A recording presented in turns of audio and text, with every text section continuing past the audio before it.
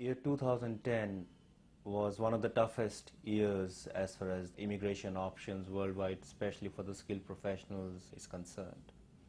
All the countries where skilled professionals love to migrate, be it Australia or Canada or New Zealand, for that matter UK, all the countries restricted the options, and they changed the selection criteria, they changed the occupation list. In fact, when one looks back, the changes that happened in 2010, the story can be summarized as simply very, very unwelcoming, very depressing scenario as far as immigration options worldwide are concerned.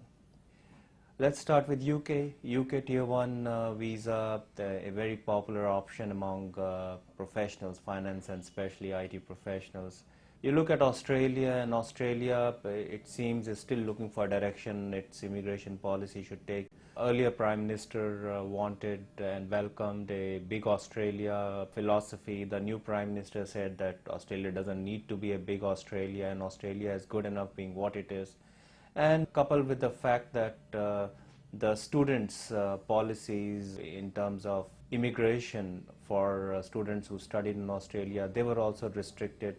Overall, situation became so tough that Australia has suffered a negative immigration inflow for the first time in many, many years.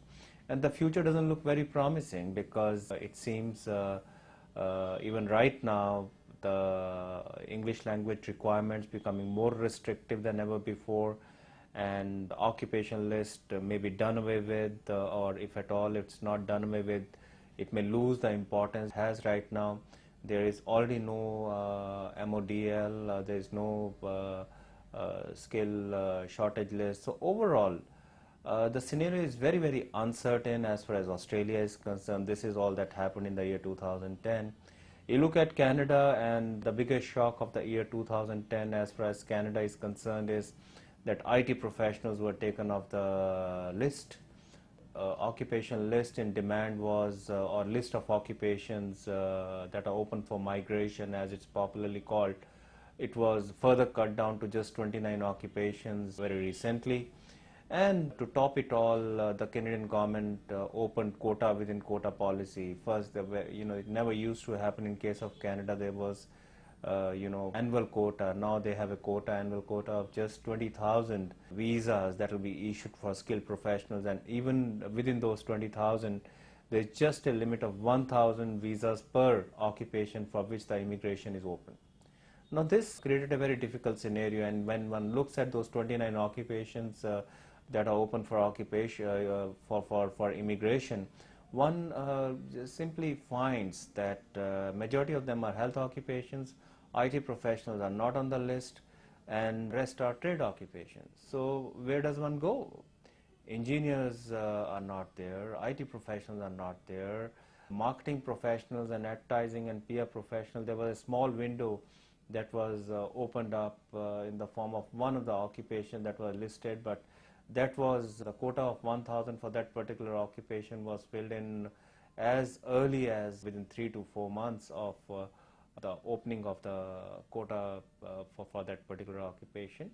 So overall, even right now, as we look at it, there are not many opportunities in the current occupation list as far as generic occupations like marketing, public relations, advertising professionals, or for that matter specific occupations like IT professionals, or engineering occupations like mechanical engineers, civil engineers, or you could talk about even electrical or electronic engineers. So overall, the scenario as far as the current occupation list is concerned is again not very, very optimistic.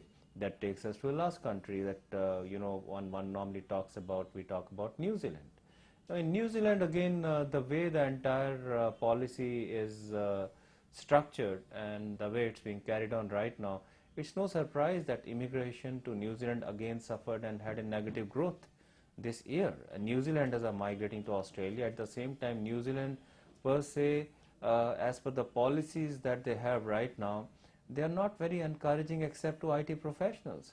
So IT professionals are not the only ones who are looking for migration. You have a whole lot of people engineers in various streams. You have accountants, chartered accountants and others in various streams who are looking for migration.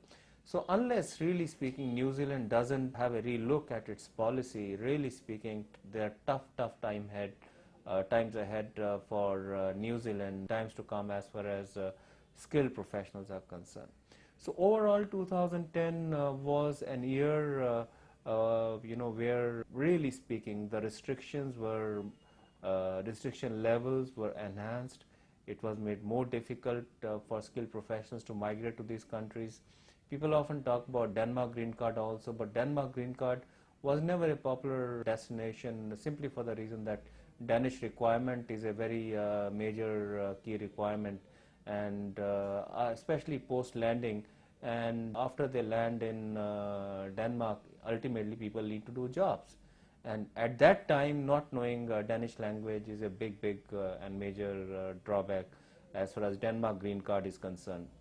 Overall situation was such in case of Denmark green card, again, for majority of occupations, for one to qualify, one really needs to be a master's degree holder. So these are the 5 major destinations for which immigration was open. And overall situation was not at all good. It looks as if the countries do not want people to migrate, and they do not want skilled professionals to come into their countries anymore.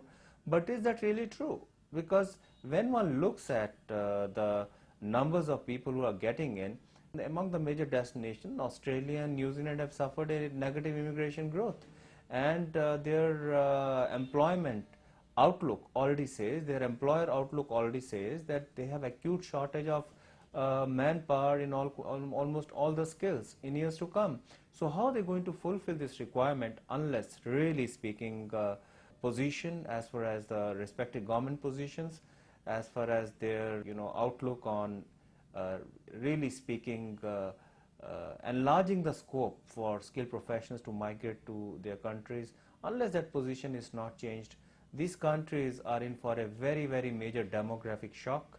The industries in their respective countries will suffer a negative growth, and the cost of hiring locals will go up. Countries like New Zealand, small countries like New Zealand face still more difficult situation, because unless they do not have skilled professionals coming in from all streams, really speaking, it will continue to be a country that's dependent only on agriculture background and on tourism. A country cannot, really speaking, make its place in the world simply dependent on 2 sectors or 2 industries. So overall, in fact, the indications are coming in that things will change for better, and I will talk a little bit more about immigration outlook in 2011 very shortly.